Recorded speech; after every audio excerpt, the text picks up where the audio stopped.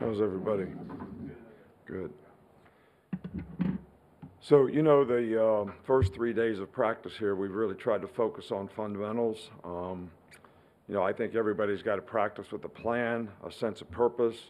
Everybody's got to kind of reinvest into conditioning, reinvest into fundamental techniques, discipline to execute, blocking, tackling, all will translate into positive performance in the game. And I think it's hard to carry the momentum from the season to a game when you got almost a month, between games. So players really have to reinvest in, all those things. The players did a good job, in the 2 weeks in between and finals week.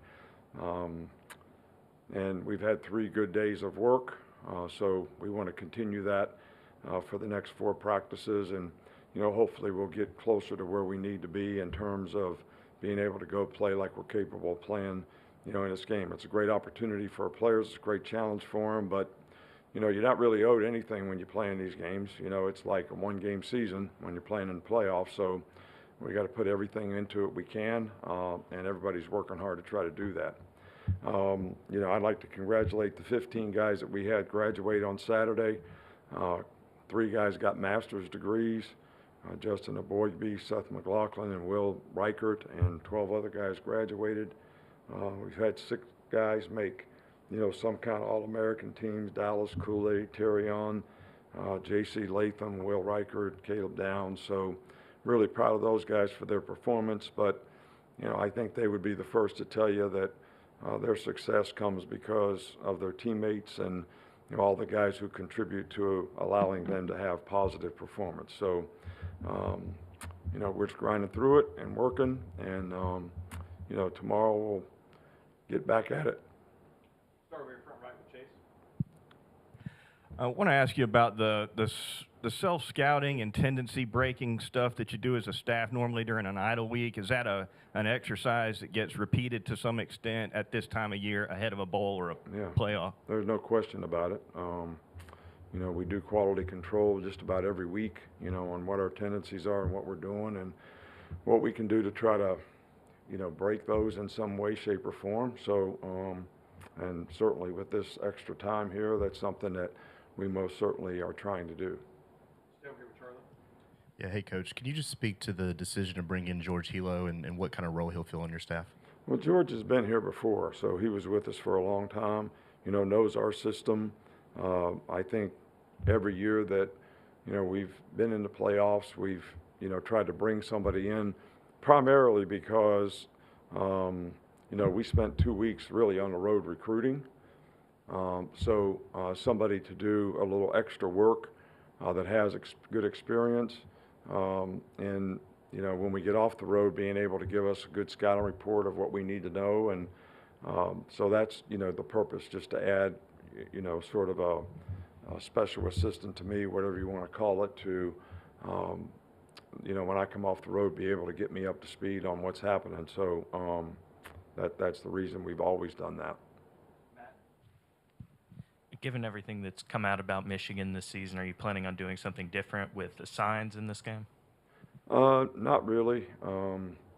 We always change things up a little bit, but we're focused on what we have to do to try to get good execution, and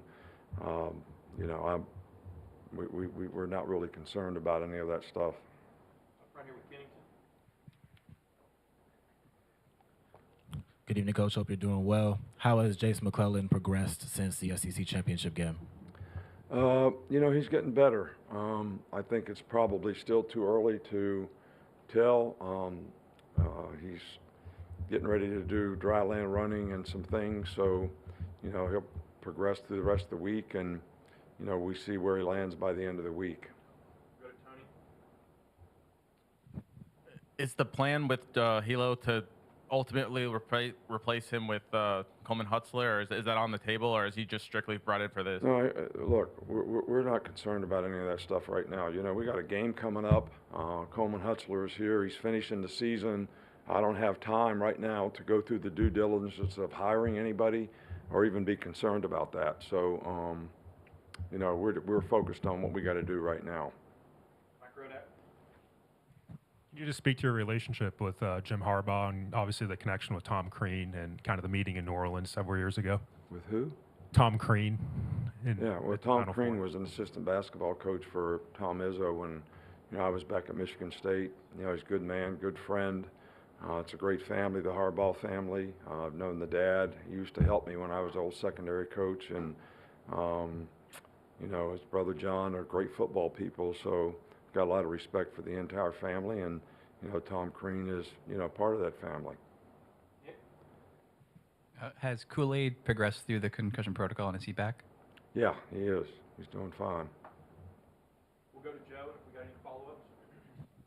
Coach, when you get into preparing for Michigan, they've shown a trick play or two almost every week offensively. How do those wrinkles influence what you do defensively from a preparation standpoint? Well, I think that they do a really good job on offense.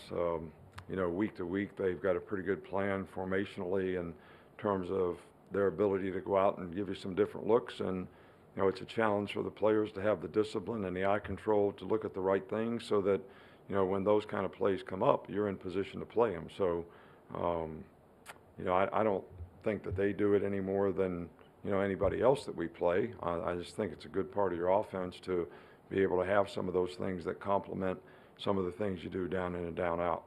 Finish up, Austin. Yeah, Coach, last time we talked to you, you said you were going to kind of hold office hours for some of your players to see if they wanted to talk about their future and stuff like that. How did those conversations go? I did talk to all the players after the Georgia game, but, what I talk to players about really is not for public consumption. I mean, there's some things that I think are still sacred on a team, and if you want to talk to a guy about his future, that should be sacred. If he wants to share his feelings with you, I think you should ask him.